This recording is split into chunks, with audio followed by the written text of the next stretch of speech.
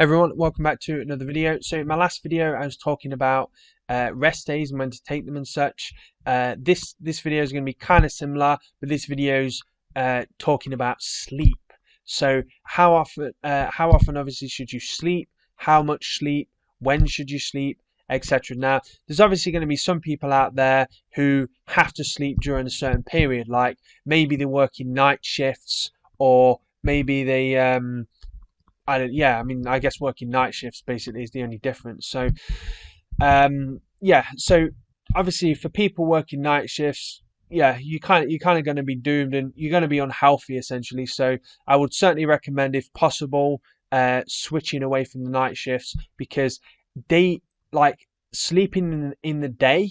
The body just knows. Like we are diurnal creatures. We're designed to be awake during the during the time that the sun is up, and we're designed to be asleep during the time that the sun's down. Now I know this was originally for safety. Obviously when we'll kind of like, because we don't have night vision as well. Our night vision is very, very poor compared to a lot of animals.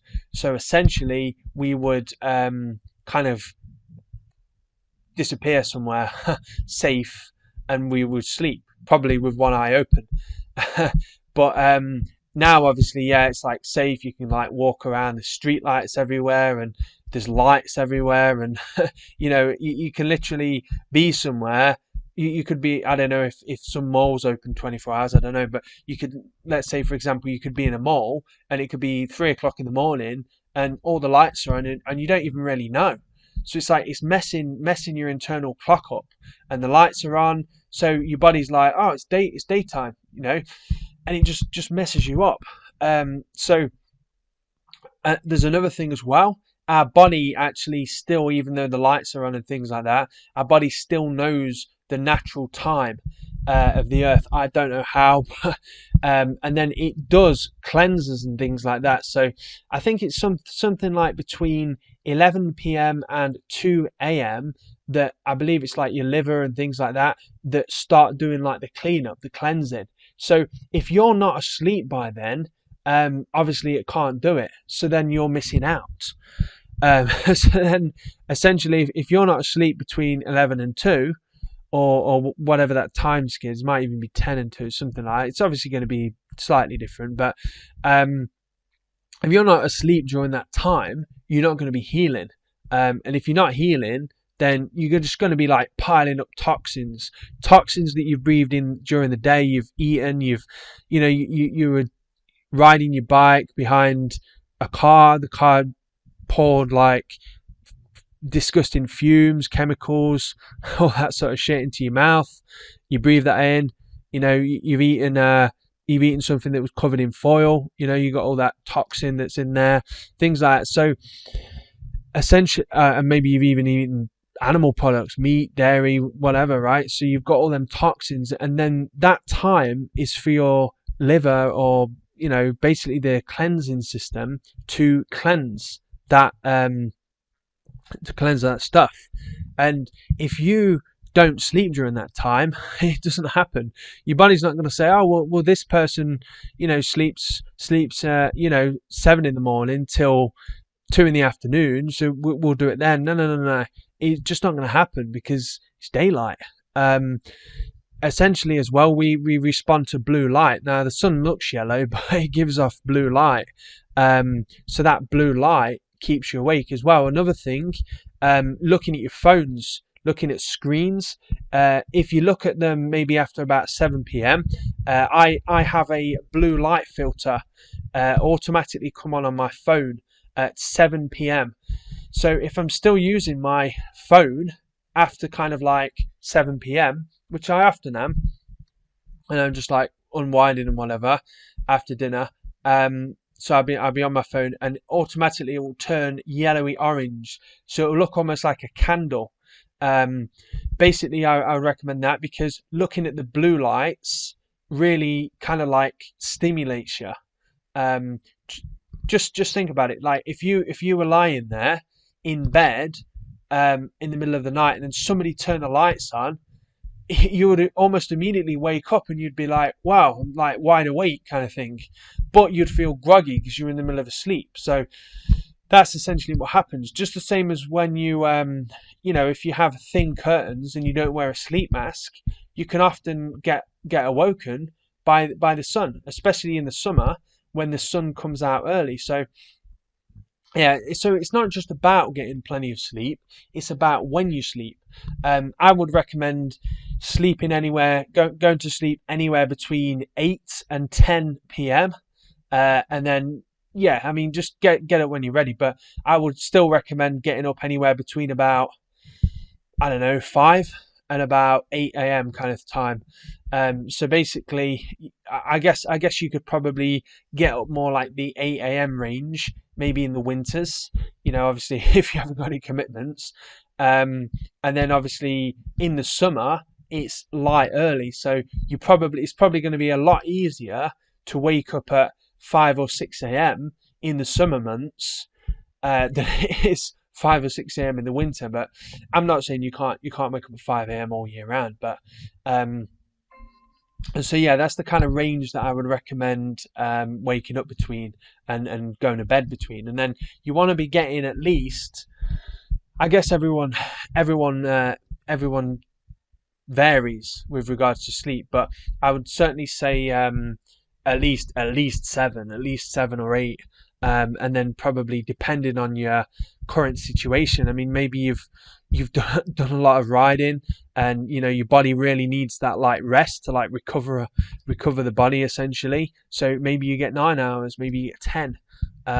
Some people don't get the full amount of sleep every single night, and then they kind of have one day a week where they have kind of like a sleep binge. I don't particularly agree with that too much, because it's kind of like putting your body in a different time zone. So if you were normally getting up at 6 a.m. every morning, and then going to bed at 9, and then getting up at 6 a.m., this is what I do. I kind of get into bed around between 9 and 9:30. I get into bed, and then I wake up at between 6 and 6:30 every morning. Usually my alarm goes off about 6. Some mornings I'm just like bam, get up straight away. Other mornings I'm like, oh, I don't really want to get up. But either way, I'm always up between that half an hour kind of time now, between 6 and 6:30, and I'm always getting in bed. Between 9 and 9:30. So I'm getting that pretty much 9 hours of sleep, which is pretty good for me. I definitely feel, I don't need to run on stims. I can pretty much get out there, get it done straight away. No stims. I don't need any caffeine or anything like that. So yeah, essentially, if you feel the need for coffee or some kind of stimulant or a Monster energy drink or whatever people are drinking nowadays, then yeah, you're probably just not getting enough sleep. So, but I understand some people, they work so much, and work isn't life, it's not living. It's like doing someone else's chores basically.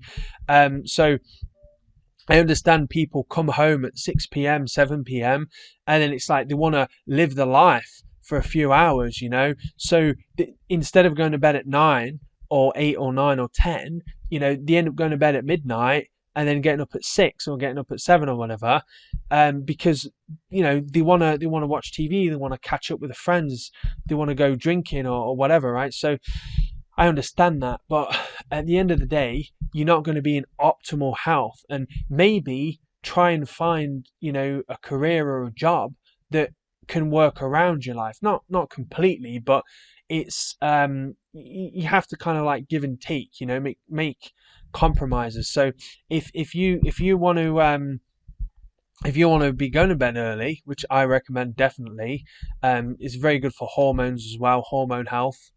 If you want to go to bed early, I would recommend having a job where you're not finishing maybe beyond 5 p.m. Because if if you're finishing at 6, 7, 8 p.m, then you're probably not going to want to go to bed until maybe 10, 11, 12. Because you're going to want to go home, you're going to want to have your dinner. You don't want to go to bed immediately after dinner. At least I wouldn't recommend that. So essentially, you're gonna probably mess around watching TV, mess around on Instagram, whatever you do. Um, and then yeah, you're probably not going to end up going to bed till 12. And you're probably thinking, oh well, loads of people do this. Like, well, that doesn't make it right. Loads of people are also obese. Loads of people are also unhealthy. Loads of people also got cancer. You know, loads of people are, dying of common colds. That doesn't make it right. So and yeah, loads of people have got other kinds of issues and are basically not thriving, just kind of like skating along, just kind of like getting by. That's no way to live your life. And most people couldn't even run 100 meters, let's be honest, without having some kind of almost heart attack. So yeah, I'd definitely recommend going to obviously sleep at appropriate time and sort of planning your life, so that you get a job where you can work. And the 9 to 5 is I'm not saying it's a it's a great job to work that many hours and stuff, but I'm basically saying that could be okay for still going to sleep early, because if you finish at 5, you get home at 5:30. You have your dinner, 6 o'clock, and then you finished eating by 6:30, and then yeah, you can be going to bed by 9:30, no worries. And then yeah, you can be getting up at 6, and then you've got a couple of hours in the morning to get your workout done.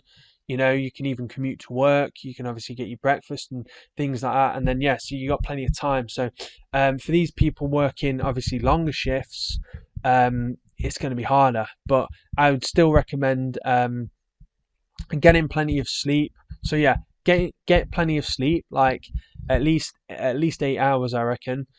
It all depends on you though. Like, when do you naturally wake up? Like, if you didn't set an alarm, how many hours would you sleep before you woke up? Like that, and assuming that you're not having outside disturbances. Like I use sleeping earplugs every single night. So if the neighbours mowing their lawns, or the birds are tweeting, or it's thundering, or whatever, it doesn't wake me. So I only wake up when either I'm ready or my alarm goes off, like on my watch. My watch vibrates. So yeah, essentially that's how long you need to sleep. Obviously, some nights are going to be different as well. Some nights you might sleep for 7.5 hours. Some nights you might sleep for 8.5. It depends. So try and give yourself that range. And if you're going to bed at half 9 every night, or 9 o'clock, let's say, and then you're waking up at 6, maybe some mornings you find yourself wake up at 5:30. That's fine. If you're ready to get up, get up. But if not, then obviously you've got until 9. You've got until 6, kind of thing. But yeah, sleep is so important. It's definitely overlooked. It's definitely one of the most important things for overall health and weight loss. So many people, are exercising loads, they're eating decent, let's say, and they're not getting enough sleep because they're just overdoing it. And then they're wondering why they're not losing weight, or wondering why they're gaining weight, or wondering why they're just, the skin's crap, or whatever. So at the end of the day, sleep's very important. It's something that everybody needs to do, and everybody needs to sleep probably a third of their lives, basically. Yeah, a third of their lives, 8 hours, I'd say. So yeah, those are my thoughts on this.